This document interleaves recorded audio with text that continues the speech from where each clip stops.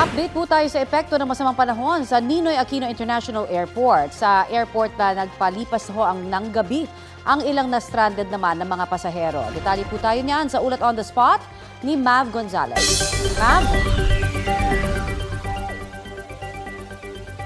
Connie, mahigit 100 flights ulit ang kanselado ngayong araw dahil pa rin sa bagyong Karina. Dito sa NAIA Terminal 3 marami yung mga stranded na pasahero. Sa huling flight advisory ng Manila International Airport Authority o MIA, nasa 153 ang canceled flights as of 10:20 a.m.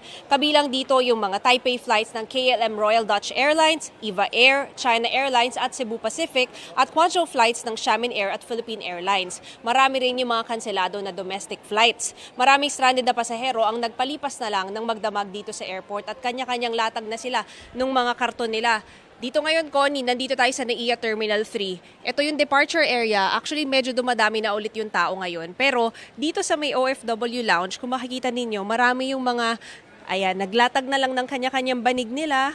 Diyan na lang sila natulog dahil yung mga narebook na flight sa kanila ay bukas pa. At wala na raw silang panahon para umalis. At bumalik pa rito, kaya dito na raw sila magpapalipas ng magdamag. Kaya paalala po sa mga pasahero, kung may flight po kayo ngayong araw, ay i-check muna sa airline ninyo kung tuloy para hindi po masayang yung pagpunta nyo sa airport. Sa ngayon naman, Connie, ay maayos o maaliwalas yung panahon dito sa may NAIA Terminal 3. Connie?